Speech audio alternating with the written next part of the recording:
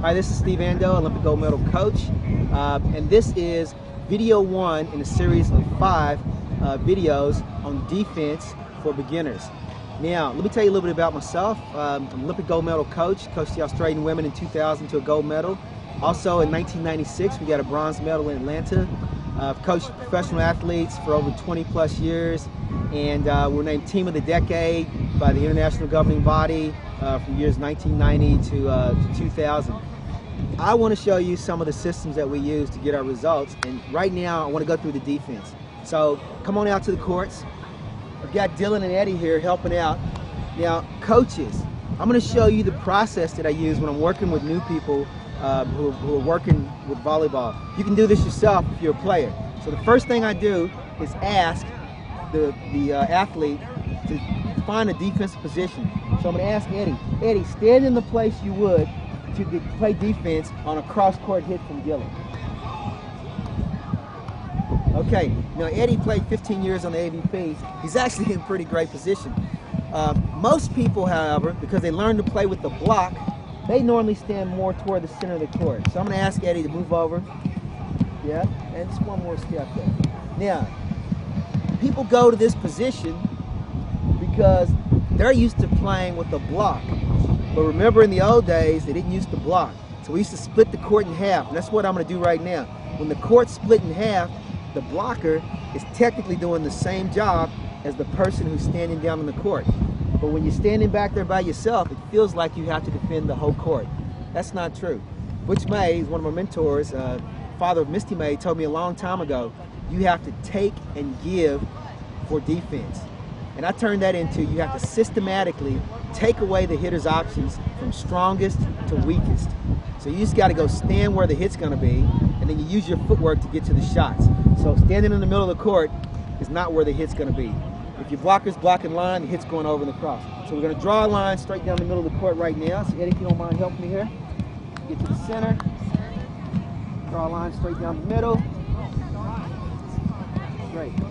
Then I ask the same question. So if you get an athlete and you ask them to go stand in defensive position and they stand too close to the center, draw a line down the middle of the court and then ask the same question, a little bit different. So Eddie, now stand in your half of the court to take away most of the angles from the cross-court hitter. There you go. And right away, they'll move more over toward the side and they'll actually come down a little bit. Now we got to start doing the math. Defense is all about the math because it always starts with positioning. Now, this is the way I like to do it. So I've got a guy here. He's out here standing. Oh, also, Eddie, if you can go back to where you started. Normally what we'll do, Dylan, you mind throwing Eddie a ball? Just catch this ball and put that right between your feet. So I have the athletes put the ball between their feet, and then I ask them to take up the new position. So go to the new position, and you throw them another ball in, Dylan. Great, take that and put it between your feet. That way, they can actually see the difference between their court position. Because in your mind, you always feel like you're doing the right thing. Sometimes you feel you're doing the wrong thing. There's nothing like seeing it. And this is a process. This isn't just information and facts. This is giving them the opportunity to see what they really think, the job that they're really thinking that they're doing. And when they see the ball on the ground and they see where they are now, they really get it. I'm out of position. Yeah? So you'll take those balls off the court. Great. Now, the theory here, as I said before, was take and give. And it's systematically taking away the options from strongest to weakest. So here's the question. If you're standing down here in really good defensive position and your partner's blocking line, how many balls can you dig out of 10 if someone's hitting the ball cross court? Eddie, how many balls can you dig out of 10 if the guys hit the ball cross court? 6 out of 10. Yeah? So that's your first priority. You have to stand there and say, if you're going to hit the ball, you have to hit me. And I'm not even looking for a shot until I know that I'm digging at least 6 out of every 10 hits. Now, if they show you some signal, like a little pokey, or they turn their hand up, or they slow down in their approach, now you know it's a shot. So now all you got to do is figure out what's their next best or favorite shot, because you're prioritizing them. You can't take it all at once. You systematically, one at a time, take away their options from strongest to weakest. So Eddie, what are we taking? Line across. Now, what's their favorite shot? Which ball are we going to take? I'm going to take the line. Okay, so line's the shot. So here's the question. If you're standing there and you're committed to digging 6 out of 10 balls before you even look for a shot, and I show you a shot signal, how many balls on the line can you dig out of 10? 3. Okay, now we're not thinking about the cut. We're only thinking hard driven or line. So how many do you think you can dig if you don't even worry about the cut? How many do you think you can dig? 7, 6 or 7. You see how the answers change? This is a process. It's not a right or wrong thing. You actually have to work with them, talk them through the process. And what I did there was I reminded him, we're not trying to take everything on the court. We're systematically taking away the option from strongest to weakest. So the first shot he's going to look for is a line. Now here's the third question. This finishes it up.